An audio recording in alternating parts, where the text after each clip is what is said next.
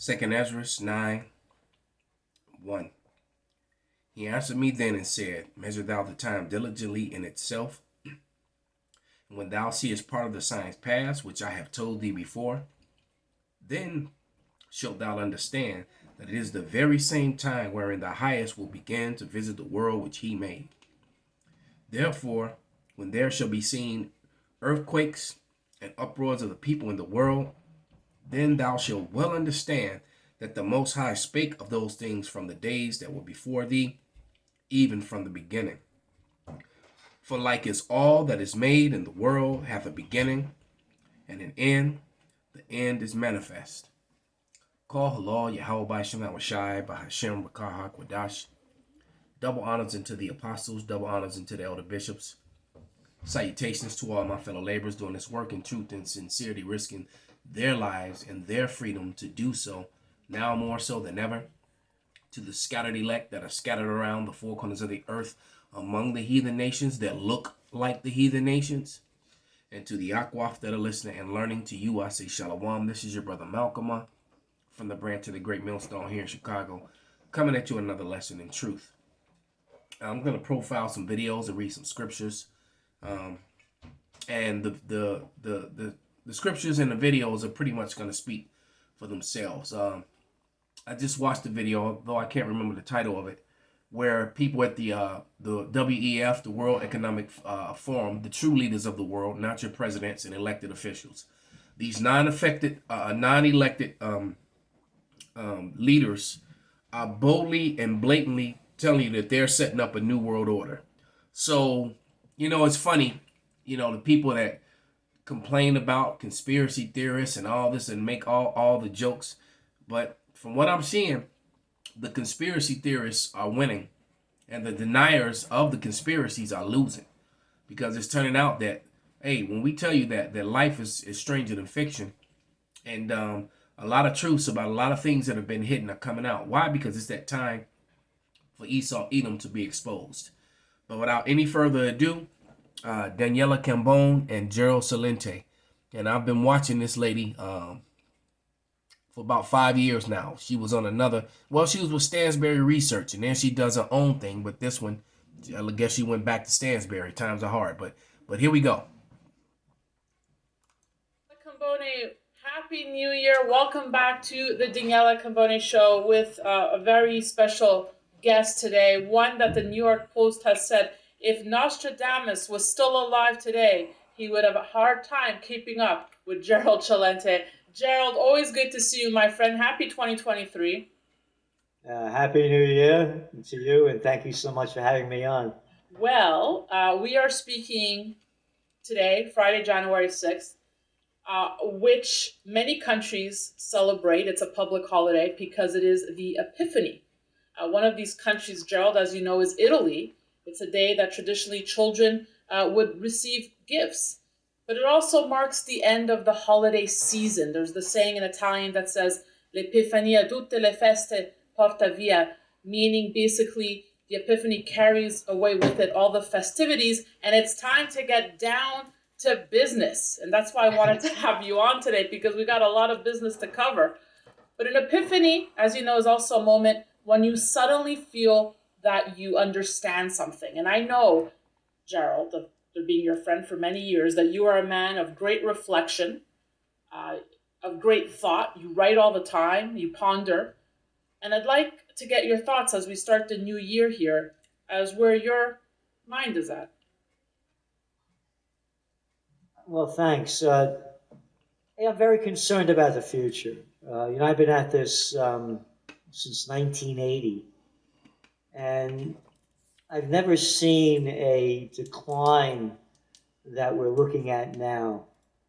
One of the trends that we're forecasting, you go back to our Trends Journal magazine on February 22nd, 2022, 2 days before the Ukraine war started. And the magazine headline read, "From COVID war to Ukraine war to World War." World War III's begun. They they say it's a proxy war between NATO and the United States. It's not a proxy war, they're at war.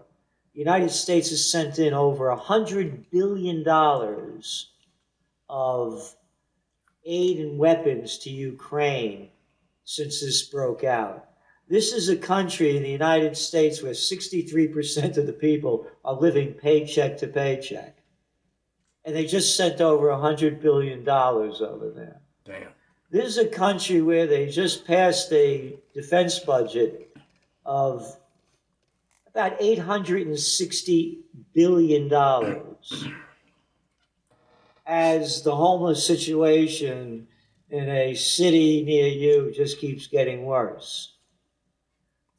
Look at the facts of what's going on. Again, we only, write what they put out there, and you have this guy who, the prime minister of Sweden, and the president of France, Macron, met earlier this week, and they say, quote, the two leaders reaffirmed Europe's determination to support Ukraine in the 10th month of the Russian offensive. Quote, the Ukrainians need our support more than ever, said Macron. Quote, the victory of Ukraine is existential for Europe and for the whole world, said the Swedish prime minister. Wait a minute. You mean what's going on between Russia and Ukraine is existential for the whole world? You mean the people down in Bolivia, Argentina, Ghana, Somalia? I mean, what are we talking about over here? They're ramping this thing in. There are fires down in Bolivia. He mentioned Bolivia. And the mainstream media has barely talked about it. It was all over the internet, but the mainstream media ignored it. Why? You could also ask yourself why. There was 30 people died from an airstrike from America in Somalia yesterday. So Somalians are dying, Libyans are dying, Ethiopians are dying by the thousands. People in South America are in uproars and rioting. I think they said all their federal buildings, all the federal buildings went on fire. So it's getting bloody violent, just like the scripture that I read. But yet, all they could talk about is these pale people, these so-called white people, all right, in Ukraine, and how it's affecting the whole world. And it's only affecting the whole world because they're making it, okay? Because if Ukraine was to go away today, it wouldn't change anything in the West, in the Western countries. It would not at all, okay? But here we go. Up into World War III. Mm-hmm. It's begun. And there's going to be a false flag or a nuclear exchange. NATO chief says both. Sending more weapons to Ukraine, you can't make this up, is the quickest path to peace.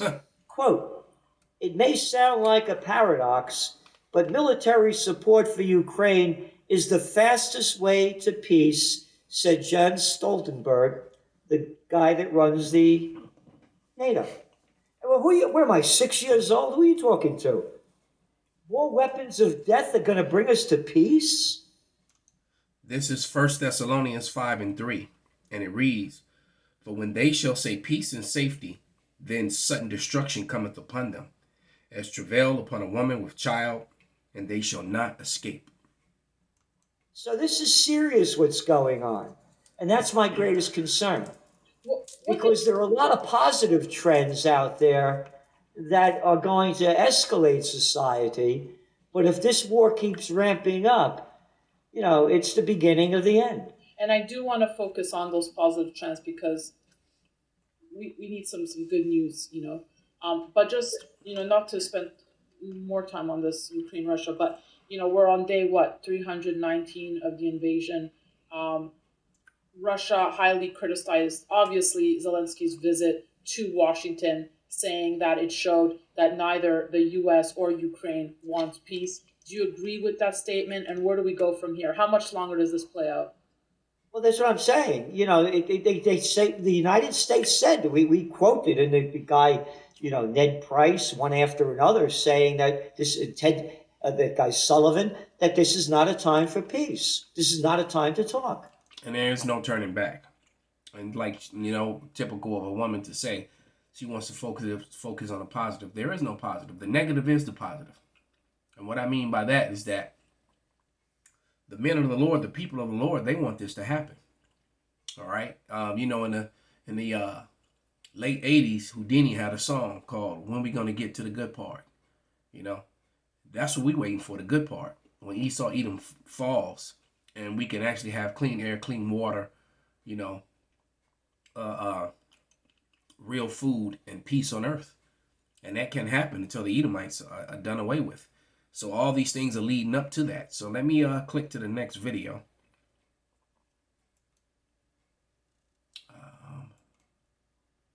Good afternoon, everyone. We are seeing reports across the United States of America. Because the name of the video we were just watching is how the feds are going to take your money. And if you've been watching, you know, there a lot of people's bank accounts got hijacked. Janet Yellen came out and said they were going to take tax refunds from the citizens and they would pay it back after the tax seasons. And, you know, come on, man. You know very well once they take that money, you're never going to see it again. And they're threatening to take pensions to pay for this war effort.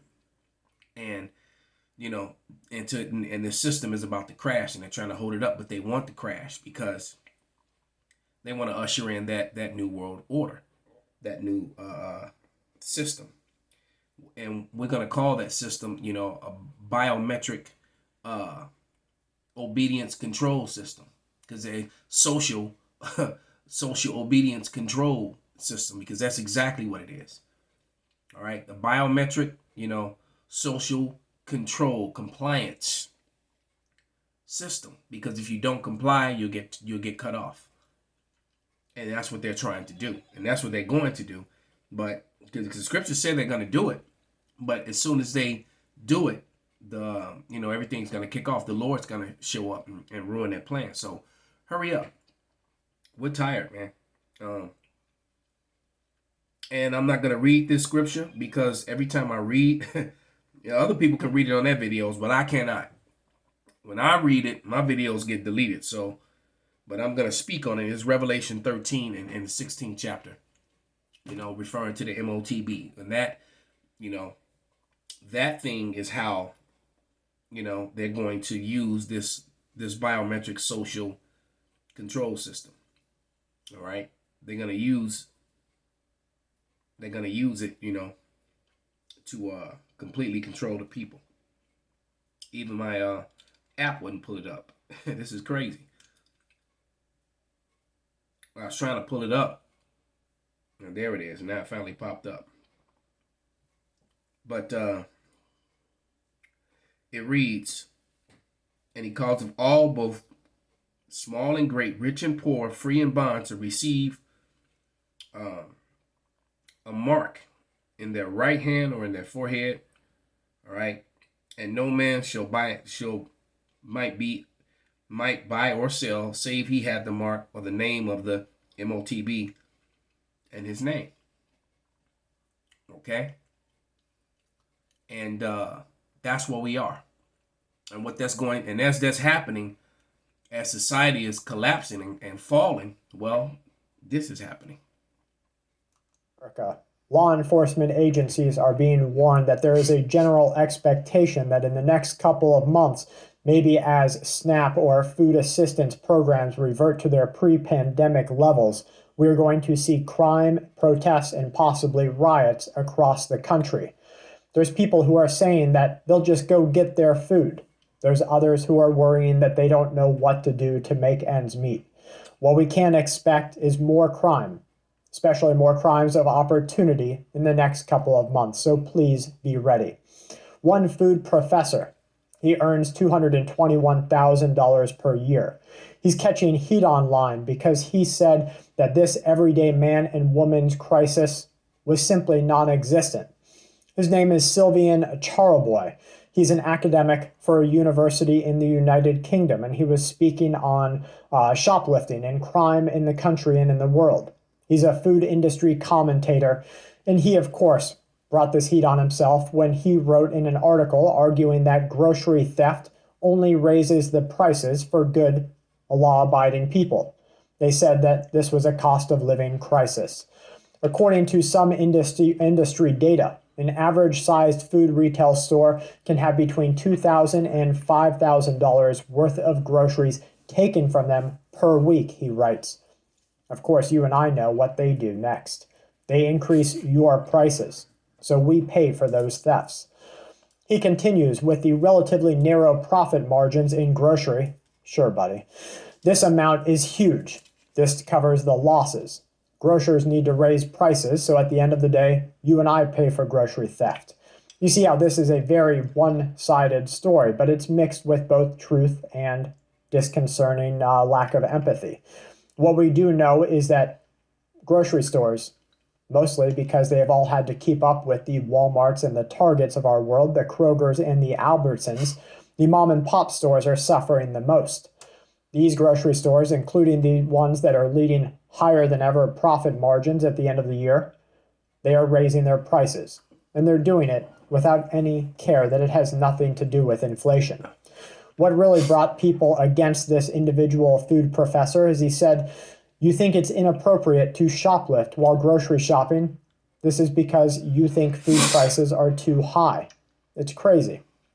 That remark sparked a massive debate over morality of food theft, especially food theft during difficult times. Now, I would ask you if you have family members or friends who would just go take the food that they need if it was just to feed their family. As money and jobs decrease and prices raise, it's obvious that theft, and crime is going to increase. And poverty. That's what happens. When people get hungry, they're going to get desperate. And you ain't seen nothing yet. It's going to get a whole lot worse than what it is right now. Many argued that it shouldn't be considered a crime if it is your only way to survive. Others openly use the thread to admit that they do steal food. One individual writes, charging a poor person who steals food for survival does nothing to address poverty. And it's funny, because when you look at dire situations like that, riotous situation where people are, if brown people are taking food, water, and supplies, they're rioters.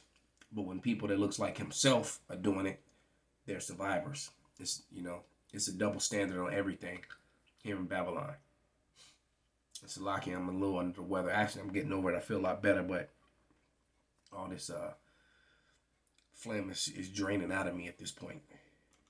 Reinforces the wealth of those who exploited this pandemic to steal from each and every one of us. Now you see how that is both true and concerning. Yes, corporations were allowed to run rampant, and they still are with corruption. We've even had corporate leaders come out and say there's no real connection between what is considered inflation and corporate price increases. The correct response, another person writes in, to seeing someone stealing food, especially baby food, is to not see it at all. The thread caught more attention from individuals around the world, including Jack Monroe. He's a British food writer. He's also an activist known for budget-friendly recipes. He says, "Do you think it's appropriate for grocery shops to inflate their prices beyond the affordability of their own low-paid workers?" You see that? It says FSS tip, full spectrum survival. Expect shattered glass, falling debris, and widespread panic if sizable meteorite lands. But, we know what that really is talking about. Talking about things that fly through the air with fire behind them, but they're man-made. Okay? Now, we see this happening across the country. Most Kroger workers and workers of Walmart, places like that, over 50% have to rely on government subsidies, including things like SNAP. these. So people, SNAP, WIC, EBT, all that. So people that work in these grocery places also depends on these subsidies so they can get food. And all of it's about to be cut off and even more minimized. So expect riots. This is 2 Ezra 15 and 15. It says, "For the sword and their destruction draweth nigh, and one people shall stand up to fight against another with swords in their hands.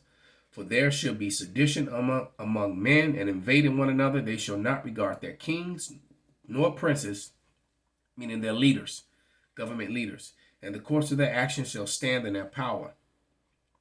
All right. "A man shall desire to go into a city and shall not be able, for because of their pride the city shall be troubled, and houses shall be destroyed, and men shall be afraid. And a man shall have no pity upon his neighbor, but shall destroy their houses with the sword and spoil their goods because of the lack of bread and for great tribulation." So it's just going to get worse and worse from, and hopefully this is the hopeful year where all the prophecies come to pass.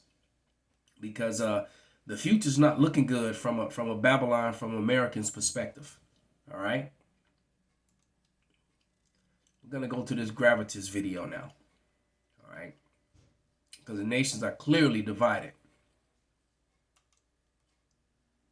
So have you thought about flipping a house right here commercial. in Chicago? Guys, there are thousands of flips that are going. On Thursday, we reported that support for Ukraine had started to falter among its allies. You hear that? And tonight, we have confirmation. Tonight, we can say with confidence that cracks have indeed started to appear.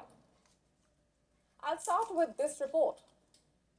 After weeks of will they, won't they, America has made its stand clear. It is not sending the Abrams.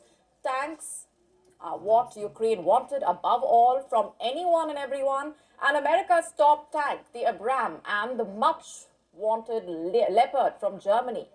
It may not receive both. But the question is why?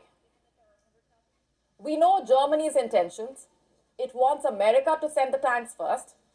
And what about America? It says that giving the tanks to Ukraine does not make sense.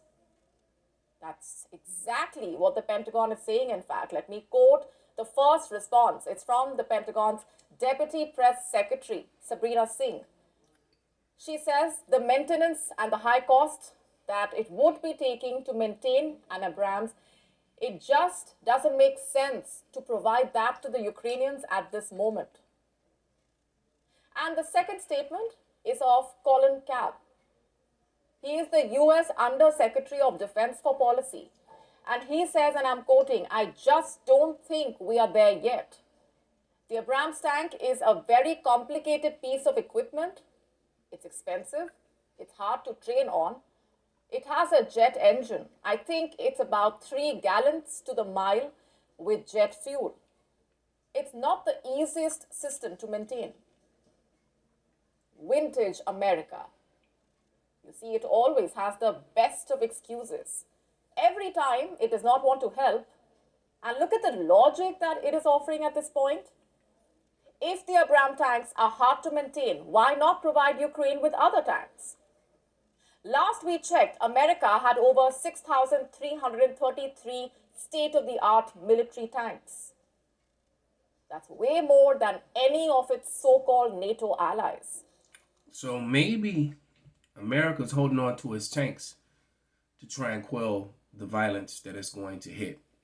As you can see, the 3 different types that they have that they're going to use to destroy American citizens that are trying to uphold the laws of the land, as these leaders allow these unelected leaders of the WEF, to violate the law of this land. And then some of those vehicles that you're looking at too are going to be turned on the government as well, because you're going to have soldiers that are going to link up with the resistance to try and reestablish the Constitution and the law of the land. It's going to be really bad out here. And then at the same time, you're going to have the nations of the world turning on Babylon and those Amalekites over there. All right? Because these people have supported America in its endeavors and all its embargoes and the different blockades and all the things that they do, sanctions that they put on certain countries and individuals. But it usually comes to the cost of the allies' economies, though, because often the allies have business dealings with the very people that America is having them put sanctions on, which is another reason why so many people are going around the American dollar and now joining onto the BRIC system. And the fact that all these nations and these major nations, all right, are not using the dollar anymore is making the dollar. That's why your prices will keep steady rising here in America. If you didn't understand that, because you have the bulk of these large nations, and the two largest populations right now is India and China, and they're not really using American currency like that. All right, and people are really tired of the West and NATO.